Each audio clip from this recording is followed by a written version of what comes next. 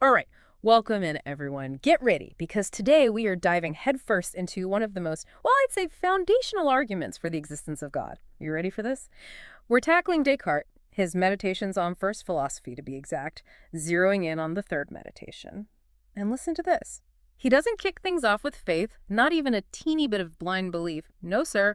Descartes starts by, get this, systematically doubting everything. Everything. Come on, like what? I mean, everything, even stuff like math, 2 plus 2, 4, the things we think are just like rock solid, undeniable truths. Yeah, it's a pretty radical approach, I'll give him that. But why? What's the point of all that doubt? Well, the way Descartes sees it, he's got to find something absolutely certain, something he can build his whole philosophical system on. It's like he's clearing the ground before building a skyscraper, right? Got to make sure that foundation can handle the weight. That's a good analogy. So, like, questioning everything you thought you knew to find that one unshakable truth. Exactly. But how do you even start doubting something like 2 plus 2, 4? I mean, it just is true. Right. Well, Descartes gets pretty wild here.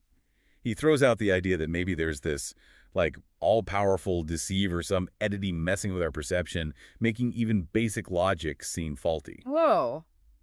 That's a little unsettling. So how does he get out of that web of doubt? He hits on this realization that even if he is being deceived about, well, pretty much everything, there's one thing he can't doubt, and that's the act of doubting itself. The very fact that he's thinking, even if it's about being tricked, proves he, the thinker, exists. Hence the famous line, I think, therefore I am. Okay, that's a pretty solid starting point, I gotta admit. But I'm still not seeing how he jumps from proving he exists to proving God exists. How is he gonna make that leap? This is where his analysis of thoughts comes in. He's really interested in these things called ideas, basically, mental representations of things, and he dives deep into where they come from. He breaks them down into 3 categories. Innate, meaning they're just like hardwired into us from birth, adventitious, like stuff we get from our experiences out in the world, and invented, things our imagination cooks up. Gotcha. So where does this idea of God fit in? Is it something we invent, something we experience, or is Descartes going for door number 3? That's the heart of it, right?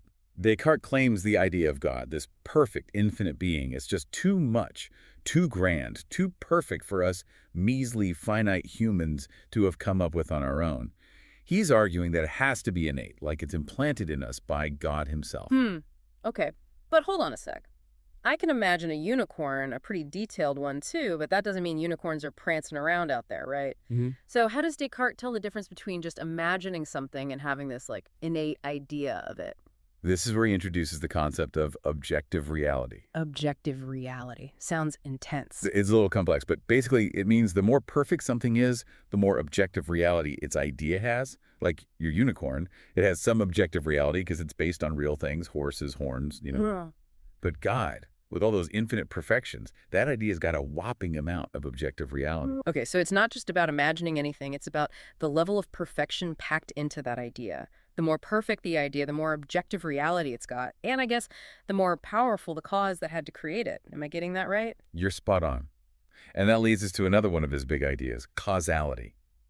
Descartes is adamant that there's got to be at least as much reality in the cause as in the effect. You can't get something from nothing. It just doesn't work that way. Right. Makes sense. So if this idea of God has all this objective reality, like way more than our little imperfect minds can handle, it couldn't have come from us, right? The cause has to be something at least as perfect, if not more perfect, than the idea itself.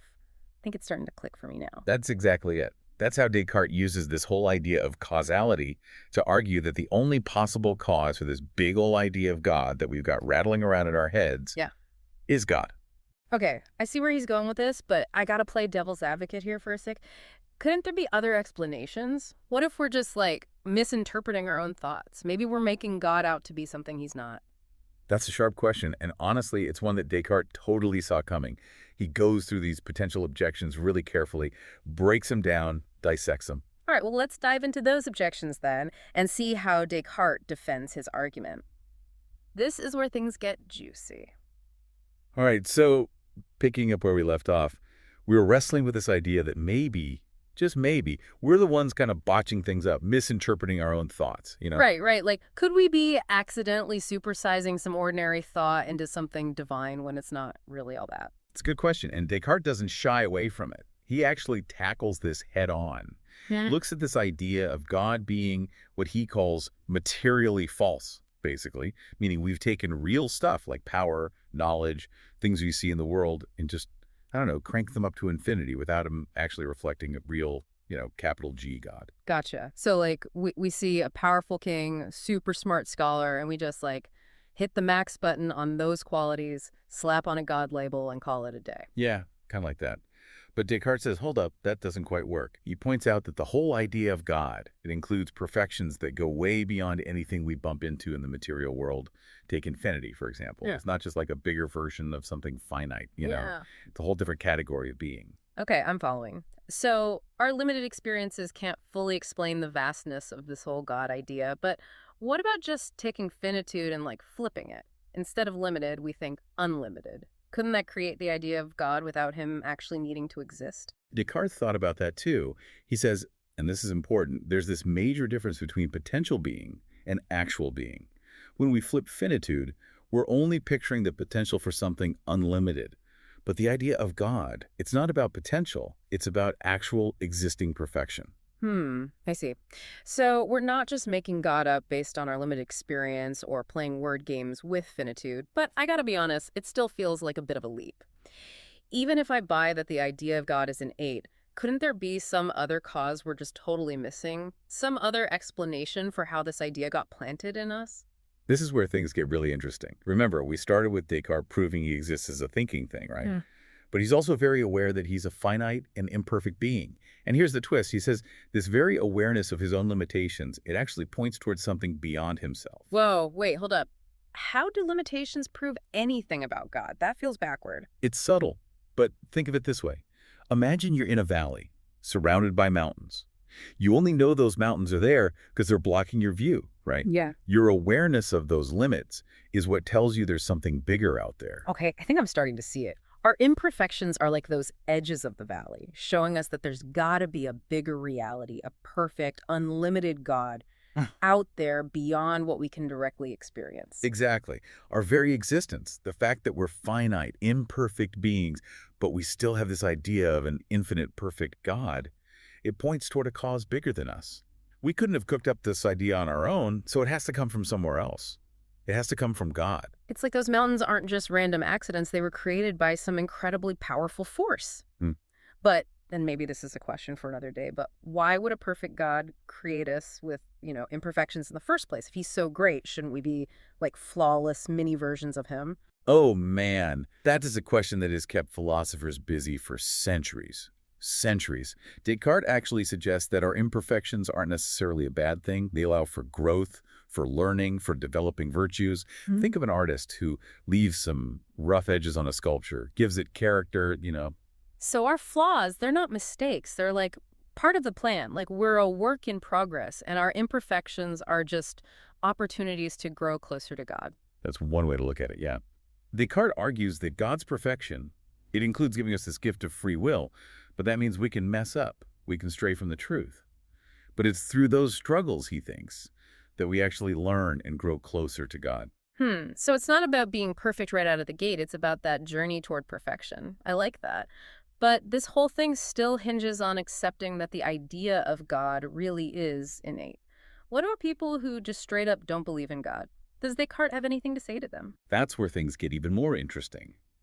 Descartes isn't saying everyone's walking around consciously aware of or accepting the idea of God. He believes this innate idea is there in all of us, even if it's buried under layers of other thoughts, experiences, all that stuff. So it's like everyone could get to this understanding of God. It just might take some, I don't know, digging. What kind of digging does Descartes have in mind? He's a big fan of introspection and good old-fashioned reasoning. Those are the tools he thinks we need to unearth this innate knowledge. He wants us to look closely at what we believe, challenge assumptions, and never stop seeking the truth. It's like he's handed us a treasure map, but it's a map of our own minds. We got to follow the clues, use our reason, and see where it leads. But even with a map, you can take a wrong turn, right? Did Descartes think about that? Were there any pitfalls he warned us about? Yeah, he did. Descartes wasn't naive about the challenges of using our reason. He knew we could get tripped up, make mistakes, even with the best intentions. So, what are some of these pitfalls, these wrong turns we got to watch out for on this philosophical treasure hunt? Well, one big one he talks about is prejudice, clinging to beliefs that we haven't really examined, just accepting things because they're familiar or comfortable. He says that stuff can really cloud our judgment, prevent us from seeing things clearly. It's like wearing those tinted glasses that distort colors, right? You think you're seeing the world as it is, but it's all skewed. Exactly. And another pitfall, he says, is getting too caught up in our senses. Remember that sun example we talked about earlier? Descartes is wary of relying too heavily on sensory information because our senses can deceive us. They're not always giving us the full picture. Yeah, yeah. The sun looks small, but it's actually massive. Our senses can definitely trick us. So if we can't fully trust our senses, and we got to watch out for these sneaky prejudices, how do we actually use our reason properly? How do we avoid those wrong turns and find the truth? Descartes lays out this whole method, kind of like a step-by-step guide for using reason effectively. He calls it, get this, the method of doubt. Sounds kind of counterintuitive, right? Mm. But the idea is to systematically doubt everything until you reach something you absolutely cannot doubt. Like, question everything just to find that one solid, unshakable truth. Isn't that what we talked about at the very beginning? Like how he started this whole thing? You got it. It all circles back. Yeah. He's showing us that the very process we use to prove God's existence, that's the same process we can use to uncover truth in other areas of life. It's all about using reason carefully, methodically, and not being afraid to question even the things that seem obvious. It's like he's giving us a superpower, this ability to think critically and find our way to truth. But like any superpower, it takes practice, right? We got to train ourselves to use it effectively. Couldn't have said to that myself. Descartes believed everyone has this capacity for reason, this spark of the divine within us. But it's up to us to nurture it, to develop it, to use it to its full potential. So we've come a long way on this journey, from doubting everything to finding certainty in God to using that certainty to explore the world and ourselves. It's been, well, a mind-bending experience. I agree. And I think it highlights how powerful and important philosophy is. It challenges us to think deeply, to question our assumptions, and to ultimately search for truth in a way that can really transform our understanding of ourselves and the world around us. Absolutely. It's not just about memorizing facts or theories. It's about engaging with these big questions, these fundamental mysteries, and letting them shape how we see the world. And, even if we don't end up agreeing with every single one of Descartes' conclusions, the journey itself, that process of questioning and exploring, I think that's invaluable. I couldn't agree more. It's the journey that matters, the willingness to grapple with these big ideas and let them challenge and inspire us. Well said. And to all our listeners out there, thanks for joining us on this deep dive into Descartes' third meditation. We hope it sparked your own philosophical curiosity and inspired you to keep questioning, keep searching, and keep exploring the big questions that shape our understanding of the world. Until next time, keep those minds sharp.